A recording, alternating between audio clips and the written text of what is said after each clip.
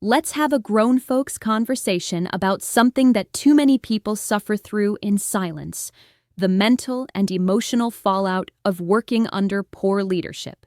You know what I'm talking about. The boss who was promoted for showing up, not leading up. The one who confuses authority with competence. The one who calls meetings they can't run, assigns tasks they don't understand, and leaves you holding the bag when their directionless flailing hits a wall. It's a silent epidemic. Anxious, burned out, gaslit employees doing double duty as both workers and unwitting babysitters for managers who were never trained to lead. And it's costing more than productivity. It's damaging mental health in ways that HR wellness emails will never fix. Let's start with the basics.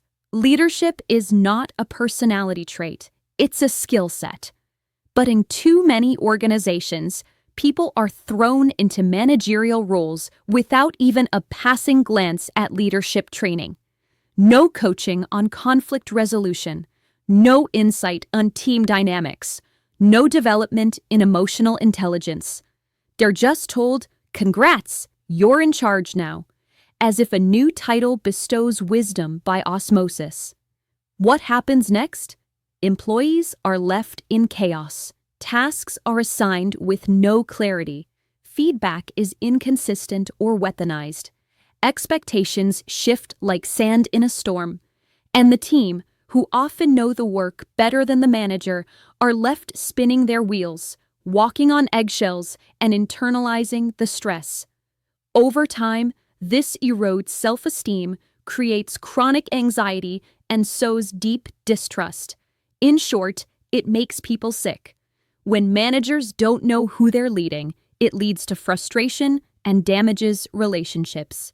Imagine being led by someone who has no idea what you actually do all day. No clue about your education, your capabilities, or the tools of your trade. That's not just frustrating, it's dehumanizing.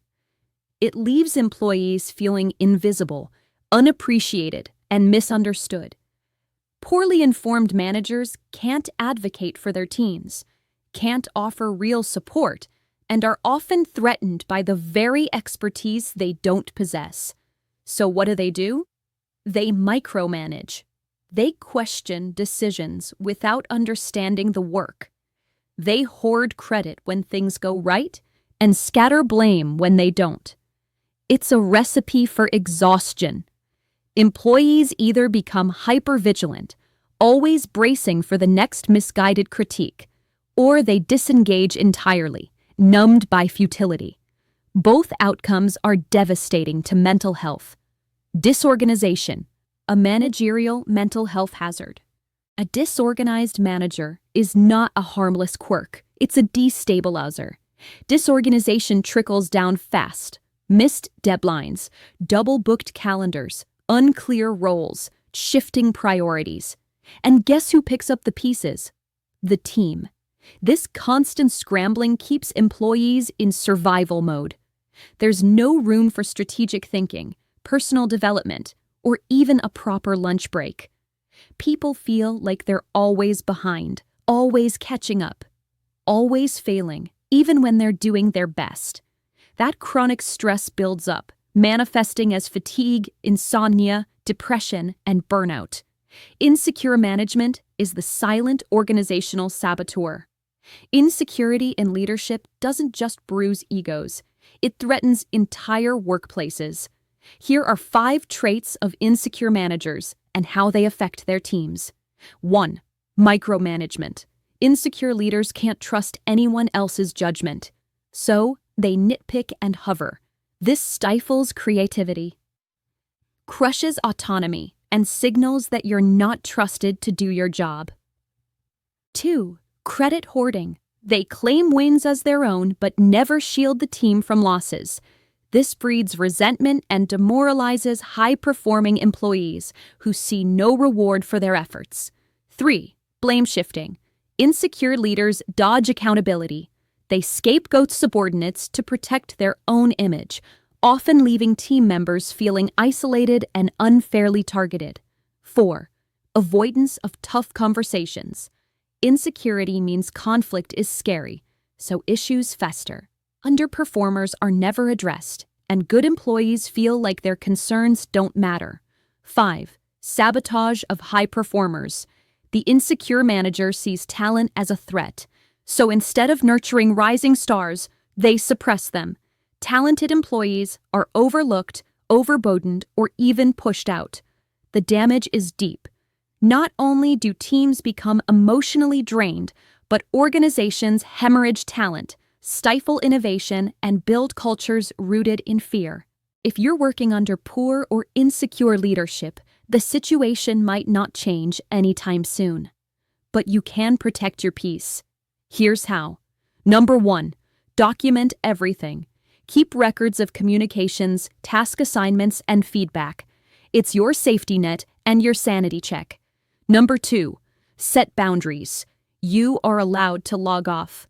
You are allowed to say no. You are allowed to take a break without guilt. You are also allowed to leave at your scheduled time without guilt. Number 3. Lean on colleagues. Build alliances with coworkers. A trusted team can provide emotional support, collaborative problem solving, and shared validation. Number 4. Seek mentors outside your team. If your manager can't support you, find someone who can. Look outside your department or even your organization. Number 5. Take some time to invest in yourself. Develop your skills, your resume, your network. Don't let poor leadership stall your growth. Your future boss might be better, but you have to be ready to meet them. We need to stop normalizing toxic management as just part of the job.